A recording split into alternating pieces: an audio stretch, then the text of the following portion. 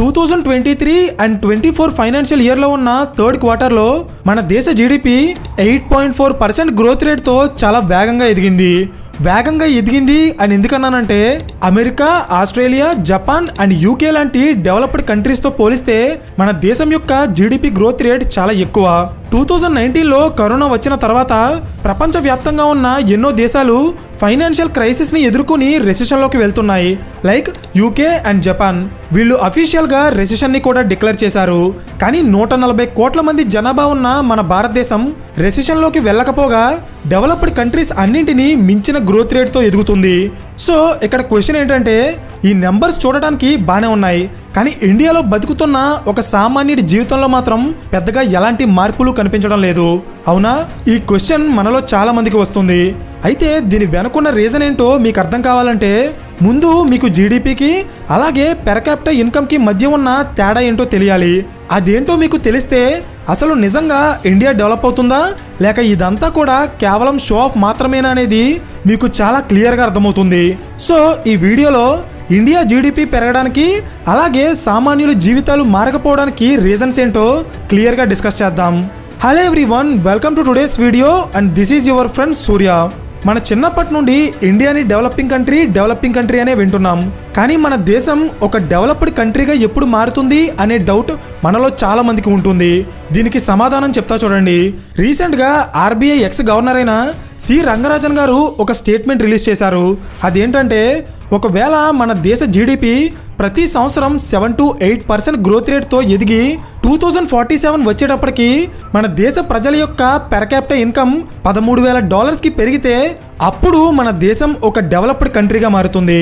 ఏంటి, అర్థం కాలేదా? పర్వాలేదు, నేను ఎక్స్ప్లెయిన్ చేస్తాను, కానీ ఒకసారి ఈ స్టేట్మెంట్ని మాత్రం జాగ్రత్తగా గమనించండి.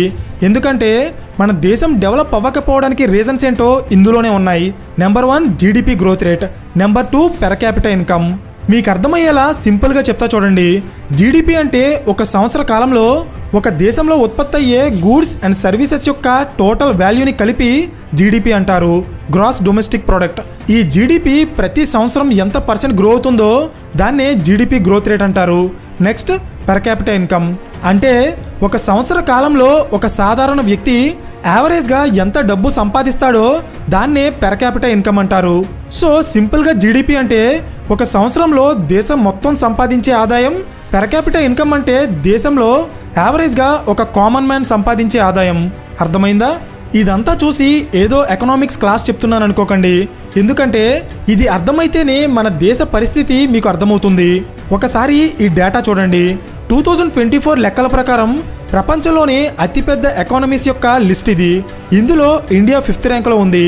బికాస్ మన దేశ జీడిపి యొక్క వాల్యూ $4.1 ట్రిలియన్. అంటే మనం already UK, France and Italy లాంటి డెవలప్డ్ కంట్రీస్ని జీడిపిలో దాటేశాం. కానీ మరి ఇండియాని డెవలప్డ్ కంట్రీ అని ఎందుకు చెప్పలేకపోతున్నామో తెలుసా? ఒకసారి పక్కనున్న ఈ పెర్ క్యాపిటల్ ఇన్కమ్ యొక్క వాల్యూ చూడండి. ఈ టాప్ 10 కంట్రీస్ అందరికంటే మన దేశ పెర్ క్యాపిటల్ ఇన్కమ్ చాలా తక్కువ ఉంది. అది కేవలం $2,850 మాత్రమే. అంటే 140 కోట్ల మంది జనాభా ఉన్న మన ఇండియాలో సంవత్సరానికి యావరేజ్గా ఒక కామన్ మ్యాన్ సంపాదించేది కేవలం $2,35,000 మాత్రమే. ఇది టాప్ 10 లిస్ట్లో ఉన్న అన్ని దేశాల కంటే చాలా తక్కువ. ఇప్పుడు అర్థమైందా? ఇండియా జీడిపిలో 5th లార్జెస్ట్ కంట్రీ అయినా కూడా డెవలప్డ్ కంట్రీ ఎందుకు అవ్వలేదో? బికాస్ మన దేశంలో జీడిపి పెరిగినంత వేగంగా పెర్ క్యాపిటల్ ఇన్కమ్ పెరగదు. అందుకే వీడియో స్టార్టింగ్లో సి రంగరాజన్ గారి స్టేట్మెంట్ని ఫోకస్ చేయండి అని చెప్పాను. ఎందుకంటే ఆ స్టేట్మెంట్లో ఆయన ఇండియా డెవలప్ అవ్వాలంటే కేవలం 7 to 8% గ్రోత్ రేట్ మాత్రమే కాదు, $13,000 పెర్ క్యాపిటల్ ఇన్కమ్ ఉండాలి అని చెప్పారు. అంటే సగటు భారతీయుడు సంవత్సరానికి 10 లక్షలు సంపాదించాలి. అప్పుడే మన దేశం ఒక డెవలప్డ్ కంట్రీగా మారుతుంది. సో అసలు ఇండియాలో పెర్ క్యాపిటల్ ఇన్కమ్ పెరగకపోవడానికి రీజన్స్ ఏంటో తెలుసుకునే ముందు, కరోనా తర్వాత ప్రపంచమంతా రెసెషన్లోకి వెళ్తుంటే అసలు మన దేశ జీడిపి ఎంత వేగంగా ఎందుకు డెవలప్ అవుతుందో తెలుసుకుందాం. Reason number 1 service sector. ఇది మన అందరికీ తెలిసిందే. మన దేశ ఆర్థిక వ్యవస్థ 53%కి పైగా సర్వీస్ సెక్టార్ మీదే ఆధారపడి ఉంది. సర్వీస్ సెక్టార్ అంటే కేవలం సాఫ్ట్వేర్ ఇండస్ట్రీ మాత్రమే కాదు, logistics, transportation, retail, customer service, education, health care etcetera ఇవన్నీ కూడా సర్వీస్ సెక్టార్లో భాగమే. గత కొన్నేళ్లుగా సర్వీస్ సెక్టార్లో ఉన్న ఎన్నో ఫీల్డ్స్లో ఇండియా చాలా వేగంగా డెవలప్ అవుతూ మన దేశంలో ఉన్న ఎంతోమంది యువతకి ఎంప్లాయ్మెంట్ని క్రియేట్ చేస్తుంది. అంతేకాదు సాఫ్ట్వేర్ ఇండస్ట్రీ కూడా మన దేశంలో చాలా వేగంగా గ్రో అవుతుంది. ప్రతి సంవత్సరం మన దేశ జీడిపికి ఒక్క సాఫ్ట్వేర్ సెక్టార్ నుండే $245 బిలియన్ ఆదాయం వస్తుంది. అంటే మీరే అర్థం చేసుకోండి దేశ అభివృద్ధికి ఐటీ సెక్టార్ ఎంత కంట్రిబ్యూట్ చేస్తుందో. Reason number 2, Indian startups. Last 5 to 6 years నుండి మన దేశంలో స్టార్టప్ ఎకోసిస్టమ్ అనేది చాలా వేగంగా డెవలప్ అవుతుంది. అంతేకాదు ప్రపంచంలో అత్యధికంగా స్టార్టప్ కంపెనీలు పుట్టుకొస్తున్న దేశాల్లో ఇండియా 3rd ప్లేస్లో ఉంది. 2023 లెక్కల ప్రకారం మన దేశంలో గవర్నమెంట్ రికగ్నైజ్ చేసిన స్టార్టప్ కంపెనీలు 114,000కి పైగా ఉన్నాయి. ఇందులో 111 కంపెనీలు యూనికార్న్స్గా రికగ్నైజ్ చేయబడ్డాయి. అంటే ఒక చిన్న స్టార్టప్ కంపెనీగా మొదలయ్యి దాని వాల్యుయేషన్ ఎప్పుడైతే $1 బిలియన్ దాటుతుందో, అంటే సుమారు 8,000 కోట్ల రూపాయలు దాటుతుందో అప్పుడు ఆ స్టార్టప్ కంపెనీని యూనికార్న్గా అనౌన్స్ చేస్తారు. అలాంటి యూనికార్న్స్ మన దేశంలో ఇప్పటికీ 111 ఉన్నాయి. Like Flipkart, PhonePe, Byju's, Zomato, Zerodha, Paytm etcetera. ఇవన్నీ కూడా ఇండియన్ యూనికార్న్స్లో భాగమే. స్టార్టప్ కంపెనీలు పెట్టడం వల్ల దేశంలో ప్రొడక్ట్స్ అండ్ సర్వీసెస్ పెరగడం మాత్రమే కాదు, చాలా వరకు ఎంప్లాయ్మెంట్ కూడా క్రియేట్ అవుతుంది. సో మన దేశ డెవలప్మెంట్లో ఈ స్టార్టప్ కంపెనీల యొక్క కంట్రిబ్యూషన్ కూడా చాలా ఉంది.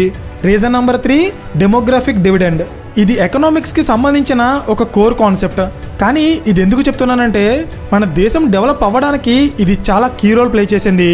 ఎలా అంటే ఎప్పుడైతే ఒక దేశ జనాభాలో పనిచేసే వాళ్ళ సంఖ్య పెరుగుతుందో, లైక్ 20 ఏళ్ల నుండి 60 ఏళ్ల మధ్యలో ఉన్న జనాభా యొక్క సంఖ్య పెరుగుతుందో అప్పుడు ఆ దేశం చాలా వేగంగా డెవలప్ అవుతుంది. దీన్నే డెమోగ్రఫిక్ డివిడెండ్ అంటారు. ప్రెజెంట్ మన దేశానికి ఇది ఒక అడ్వాంటేజ్గా మారింది. బికాస్ మన దేశంలో పనిచేస్తున్న అలాగే పని చేయడానికి సిద్ధంగా ఉన్న జనాభా చాలా ఎక్కువగా ఉంది. ఇంకా పర్టికులర్గా చెప్పాలంటే మన దేశంలో ఉన్న టోటల్ జనాభాలో 65% జనాభా యొక్క వయసు 35 ఏళ్ల కంటే తక్కువే. ఇక్కడ మీకు మరొక కాన్సెప్ట్ చెప్పాలి. అదేంటంటే రీసెంట్ టైమ్స్లో ఇండియా నుండి చాలామంది యువత విదేశాలకు వెళ్ళిపోతున్నారు. ఇది ఒక రకంగా మన దేశానికి ప్రాబ్లం క్రియేట్ చేసిన ఫారెన్ రెమిటెన్స్ రూపంలో ఇది మన దేశానికి చాలా అడ్వాంటేజ్ అవుతుంది. ఫారెన్ రెమిటెన్స్ అంటే ఏంటి అనుకుంటున్నారా? చెప్తా చూడండి. ఇండియా నుండి విదేశాలకి వెళ్ళిన వాళ్ళు అక్కడ కష్టపడి పనిచేసి వాళ్ళు సంపాదించిన డబ్బుని మళ్ళీ ఇండియాకే పంపిస్తారు. అలా వచ్చే డబ్బునే ఫారెన్ రెమిటెన్స్ అంటారు. ఇలా ప్రతి సంవత్సరం విదేశాల్లో ఉన్న మన వాళ్ళు మన దేశానికి పంపించే డబ్బు ఎంతో తెలుసా? $125 బిలియన్, అంటే సుమారు 10 లక్షల కోట్ల రూపాయలకి పైనే. ఇది ఎలా సాధ్యపడిందంటే మన దేశంలో పనిచేసే జనాభా ఎక్కువ ఉండటం వల్లే. అంతేకాదు ఇలా విదేశాల నుండి రెమిటెన్స్ రూపంలో ఎక్కువగా డబ్బు సంపాదించే దేశం కూడా మన భారతదేశమే. Next reason number 4, growth in financial sector. Recent టైమ్స్లో ఇండియాలో ఉన్న ఫైనాన్షియల్ సెక్టార్ చాలా వేగంగా గ్రో అవుతుంది. ఎంతోమంది ఇండియన్స్ ఇంతకు ముందుతో పోలిస్తే ఇప్పుడు బ్యాంకింగ్ సర్వీసెస్ని, డిజిటల్ ట్రాన్సాక్షన్స్ని, అలాగే స్టాక్ మార్కెట్స్ని నమ్ముతున్నారు. ఎన్నో కంపెనీల్లో వాళ్ళ డబ్బు ఇన్వెస్ట్ చేస్తున్నారు. అలాగే రీసెంట్ టైమ్స్లో ఇండియన్ గవర్నమెంట్ కూడా మన దేశంలో ఉన్న లాజిస్టిక్ సర్వీసెస్ని అలాగే ఎక్స్పోర్ట్స్ని పెంచడానికి రోడ్స్ అండ్ ఇన్ఫ్రాస్ట్రక్చర్ మీద ఎక్కువ డబ్బు ఖర్చు పెట్టడంతో పాటు మేక్ ఇన్ ఇండియా లాంటి ప్రాజెక్ట్స్ని లాంచ్ చేయడం వల్ల మన దేశం నుండి విదేశాలకి వెళ్ళే ఎక్స్పోర్ట్స్ ప్రతి సంవత్సరం 10 to 12% గ్రో అవుతూ $760 బిలియన్ పెరిగాయి. సో ఇదంతా విన్న తర్వాత ఇండియాలో సాఫ్ట్వేర్ సెక్టార్ పెరుగుతుంది, స్టార్టప్ కంపెనీలు పెరుగుతున్నాయి, ఎక్స్పోర్ట్స్ పెరుగుతున్నాయి, విదేశీ పెట్టుబడులు పెరుగుతున్నాయి, అండ్ ఓవరాల్గా మన దేశ జీడిపి కూడా పెరుగుతుంది. కానీ ఎన్ని పెరిగినా కూడా ఒక సగటు భారతీయుడి యొక్క లైఫ్ స్టైల్ని మాత్రం పెంచలేకపోతున్నాయి. అంటే మనం వీడియో స్టార్టింగ్లో మాట్లాడుకున్నట్టే ఓవరాల్గా దేశం యొక్క ఆదాయం పెరుగుతుంది కానీ సామాన్యుడి యొక్క ఆదాయం మాత్రం పెరగడం లేదు. దీనికి కారణం ఇన్కమ్ ఇన్ఈక్వాలిటీస్. 2023లో ఆక్స్ఫామ్ అనే ఒక సంస్థ రిలీజ్ చేసిన డేటా ప్రకారం మన దేశంలో ఉన్న మొత్తం సంపదలో 77% డబ్బు కేవలం 10% ధనవంతుల దగ్గర మాత్రమే ఉంది. మిగిలిన 23% డబ్బు మీదే మన దేశంలో ఉన్న 90% జనాభా ఆధారపడి ఉంది. సో ఇక్కడ పాయింట్ ఏంటంటే ఇండియా డెవలప్డ్ కంట్రీగా మారాలంటే జీడిపి మాత్రమే పెరిగితే సరిపోదు, ఒక కామన్ మ్యాన్ యొక్క పెర్ క్యాపిటల్ ఇన్కమ్ కూడా పెరగాలి. కానీ మరి ఇంత తక్కువ డబ్బు మీద ఇంత ఎక్కువ జనాభా ఆధారపడి ఉంటే వాళ్ళ పెర్ క్యాపిటల్ ఇన్కమ్ ఎలా పెరుగుతుంది? ఇది నేను ఏదో ఒక గవర్నమెంట్నో లేక పొలిటికల్ పార్టీనో సపోర్ట్ చేయడానికో లేక అపోజ్ చేయడానికో మాట్లాడటం లేదు. బికాస్ ఇది మన దేశంలో ఉన్న రియాలిటీ. అలాగే ఈ ఇన్కమ్ ఇన్ఈక్వాలిటీస్ కూడా నిన్నో మొన్నో వచ్చినవి కాదు. మనకి స్వతంత్రం వచ్చిన దగ్గర నుండి మన దేశం ఇలాగే ఉంది. సడన్గా దీన్ని మార్చడం కూడా అంత ఈజీ కాదు, ఎందుకంటే మన దేశ జనాభా చాలా ఎక్కువ. సో ఇక్కడ ఒకేసారి ప్రజల యొక్క ఇన్కమ్ని పెంచాలంటే అది అంత సింపుల్ కాదు. కానీ దాన్ని గవర్నమెంట్ తలుచుకుంటే చేయగలదు. ఎలా అంటే గవర్నమెంట్ తీసుకొచ్చే ప్రతి పాలసీ కూడా ప్రజల యొక్క ఇన్కమ్ని అలాగే స్టాండర్డ్ ఆఫ్ లివింగ్ని పెంచేలా ఉండాలి. కానీ ఫ్యూచర్లో ఓట్లు రప్పించుకోవడానికో లేక ఏదో ఒక స్పెసిఫిక్ కంపెనీకి లబ్ధి చేకూర్చడానికో వాళ్ళు ప్రజల డబ్బుని ఎప్పుడూ ఖర్చు చేయకూడదు. ఒకవేళ అలా చేస్తే మీరు గవర్నమెంట్స్ ఇచ్చే ఉచిత పథకాలు ఎన్ని సంవత్సరాలు తీసుకున్నా మీ లైఫ్ స్టైల్లో కానీ మీ పెర్ క్యాపిటల్ ఇన్కంలో కానీ ఎలాంటి మార్పు ఉండదు. పెర్ క్యాపిటల్ ఇన్కంలో మార్పు లేకపోతే ఇండియా 5th లార్జెస్ట్ ఎకానమీ నుండి 3rd లార్జెస్ట్ ఎకానమీగా మారచ్చు, కానీ డెవలప్డ్ కంట్రీగా మాత్రం ఎప్పటికీ మారలేదు. ఐ థింక్ ఇప్పటికే మీకు అర్థమైంది అనుకుంటున్నాను ఇండియా జీడిపిలో ఎంత వేగంగా ఎదిగినా డెవలప్డ్ కంట్రీగా ఎందుకు మారలేదో. సో మన దేశంలో ఇన్కమ్ ఇన్ఈక్వాలిటీస్ పెరగడానికి ఇంకా ఏమైనా రీజన్స్ మీ దగ్గర ఉంటే అవి తప్పకుండా కింద కామెంట్ చేయండి. ఫ్యూచర్ కేస్ స్టడీస్లో మనం వాటిని కవర్ చేద్దాం. సో ఫైనల్లీ మా ఛానల్లో business, politics and economic case studies మూడింటిని కవర్ చేయడానికి ట్రై చేస్తున్నాం. బికాస్ ఒక సామాన్యుడికి ఈ మూడింటి మీద ఎప్పుడైతే ఒక ఐడియా వస్తుందో అప్పుడు తను బిజినెస్ చేయాలన్నా, డబ్బు ఇన్వెస్ట్ చేయాలన్నా, లేక దేశ భవిష్యత్ని డిసైడ్ చేయాలన్నా ఒక సరైన నిర్ణయం తీసుకోగలుగుతారు. సో ఈ ఎకనామిక్ కేస్ స్టడీస్ అర్థం చేసుకోవడానికి కాస్త కష్టంగా ఉండొచ్చు, కానీ మీ రియల్ లైఫ్లో ఇవి చాలా యూజ్ అవుతాయి. సో మీకు ఏమైనా డౌట్ ఉన్నా, ఏదైనా టాపిక్ని సజెస్ట్ చేయాలనుకున్నా దాన్ని కింద కామెంట్ చేయండి. అండ్ ఈ వీడియో మీకు నచ్చితే ఖచ్చితంగా లైక్ చేయడం మర్చిపోకండి. So thank you for watching and I will see you in the next video. Till then this is your friend Surya signing of.